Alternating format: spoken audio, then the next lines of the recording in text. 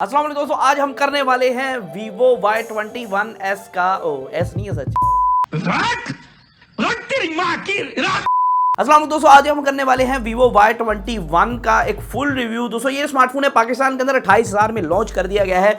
लेकिन ये video skip करने से पहले मेरी बात सुन लो भाई। ये स्मार्टफोन जो है इस रेंज के अंदर 28,000 के रेंज के अंदर बिल्कुल भी खरीदने के काबिल नहीं है भाई। एक तो होता है ना चलो गुजारा हो जाएगा, इसमें गुजारा भी नहीं है। तो इस वजह से आज मैं आपको ये वीडियो में बताने वाला हूँ वाई ये फ़ोन आपको 28,000 में ख़रीदना नहीं चाहिए और इसके अल्टरनेटिव क्या क्या है। अगर 28,000 में आप कोई फ़ोन ढूंढ रहे हैं, और कुछ लोगों को ये भी होता है कि भाई सिर्फ वीवो में लेना है, तो उन्हें भी बताऊंगा। और कुछ लोग कहते हैं कि भाई 28,000 मैंने खर्चना है या 30,000 खर्चना है, मुझे बता दें बेस्ट कौन सा है, मैं उन्हें भी बता दूंगा। तो वीडियो को स्टार्ट करते हैं और जान लेते हैं मुकम्मल डिटेल से। दोस्तों पहले तो बात करते हैं डिजाइन के बारे में। दोस्तों ये जो फोन है बहुत ही चीसा किस्म का बनाया गया रहा नहीं जाता। दोस्तों आप देख सकते हैं बैक की तरफ जो एक डायमंड कट डिजाइन है, आपको जो कटें देखने को मिलती है, ऐसे लगता है आपने दीवारों पे टैलें लगाई हुई हैं, वो चीजें आपको देखने को मिलती हैं। गजब बेइज्जती है। काफी कमाल का इंप्रेसिव डिजाइन है। उसकी रीजन ये है दोस्तों, ये वीवो का ही अपना डिजाइन है जो कि वीवो V21e के अंदर आया था और काफी लोगों ने इसे पसंद किया और एक दो और स्मार्टफोन के अंदर ये इंट्रोड्यूस करवाया गया था। क्योंकि Y20 जो सीरीज थी ना वो काफी ज्यादा सेल आउट होने वाली सीरीज थी, तो उसको थोड़ा बूस्टअप करने के लिए और सेल देने के लिए वीवो ने यहाँ इसके अंदर भी डायमंड कट डिजाइन यहाँ लॉन्च किया और काफी मुझे इंप्रेसिव इसका डिजाइन लगा है। लेकिन दोस्तों बैक प्लास्टिक का है और मैं कुछ दिनों से इसे यूज कर रहा हूँ और इसके ऊपर स्क्रैचेस आने भी शुरू हो गए हैं। मतलब कि इसकी जो बिल्ड क्वालिटी है वो काफी ज्यादा अच्छी नहीं है। और ऊपर की तरफ आपको डुअल कैमरा देखने को मिलता है और तीसरा AI है, तीसरा कैमरा नहीं है। और यहाँ दोस्तों जो कैमरा परफॉर्मेंस है उसके बारे में बात करेंगे। पहले हम बात करते हैं फोन के ओवरऑल लुक के बारे में। दोस्तों ये 6.5 इंचेस की फ्रंट की तरफ आपको एक स्क्रीन देखने को मिलती है जो कि बड़े बड़े बेजलों से भरी पड़ी है। ऐसे लग रहा है कि मैंने आईफोन को उल्टा पकड़ा हुआ है। आपने सबसे पहले घबराना नहीं है। दोस्तों यहाँ बेजल्स का मसला नहीं है, ये 720p स्क्रीन है जो कि वैसे तो काफ़ी ज़्यादा वेबसाइट पे मेंशन है कि ये LCD स्क्रीन है और IPS मुझे कहीं लिखा नहीं मिला। मैंने काफ़ी ज़्यादा सर्च आउट किया तो मुझे वैसे तो मेंशन एक दो वेबसाइट पे ये भी है कि IPS स्क्रीन है, लेकिन दोस्तों मुझे ये IPS भी नहीं लग रही।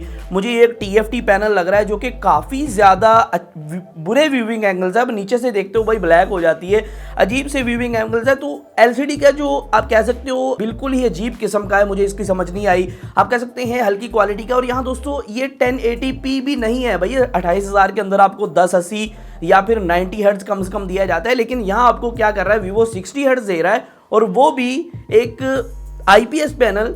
और साथ में दोस्तों यहाँ ये 720p है। चलो कम से कम आपको 1080 दिया जाता, समझ आती कि भाई 28,000 का फोन है। किसी पैसे वाले पेशेंट को एक किडनी बेच दूंगा, बहुत पैसे आ जाएंगे।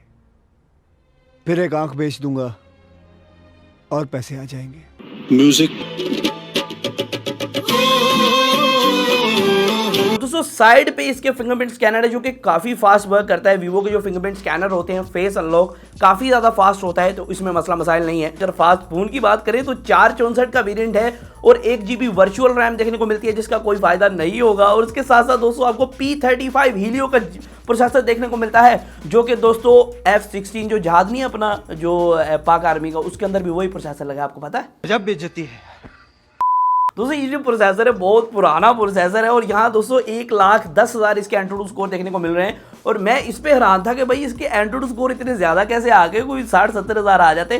दोस्तों ये जो फ़ोन की परफॉर्मेंस है ना चलने में डे टू डे यूजेज में बहुत ज़्यादा स्लो है। अगर आप कोई ऐप खोलते हैं भाई 2-3 सेकंड ऐप खोलने में ले लेता है। और अगर आप व्हाट्सएप में मैसेज भेजना चाहते हैं ना तो आपको स्पेशल 1 आधा मिनट निकाल के उसको व्हाट्सएप में मैसेज भेजना पड़ेगा। तो प्रोसेसर काफ़ी पुराना होने की वजह से फ़ोन काफ़ी ज़्यादा आपको स्लो देखने को मिलता है। तो इस हवाले से प्रोसेसिंग के हवाले से फ़ोन बिल्कुल ही अजीब किस्म का है। और यहाँ दोस्तों PUBG की बात करें भाई, PUBG की बात ही ना करो क्योंकि इस प्रोसेसर पे PUBG नहीं खेली जाती, PUBG फोत हो जाती है इस प्रोसेसर पे। फिक्र ना करें, लोग भूल जाएंगे इसको। दोस्तों काफ़ी ज़्यादा लैगी एक्सपीरियंस मुझे देखने को मिला। मुझे नहीं समझ आ रही कि वीवो इसे 28,000 के अंदर कैसे सेल करेगा।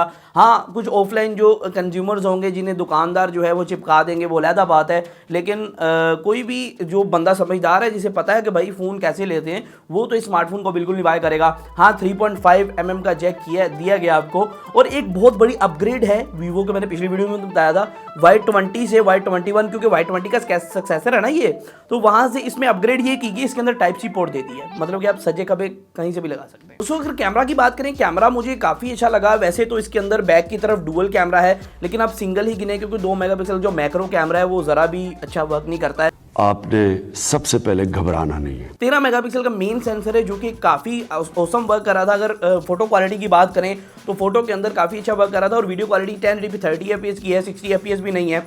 आपने सबसे पहले घबराना नहीं है। और फ्रंट पे आपको 8 मेगापिक्सल का सेंसर देखने को मिल रहा था। अगर फोटो और वीडियो क्वालिटी की बात करें भाई, वीवो का आपको पता है कि पोस्ट प्रोसेसिंग काफ़ी अच्छी कर देता है और यहाँ आपको जो इमेज क्वालिटी है वो काफ़ी अच्छी देखने को मिल रही थी।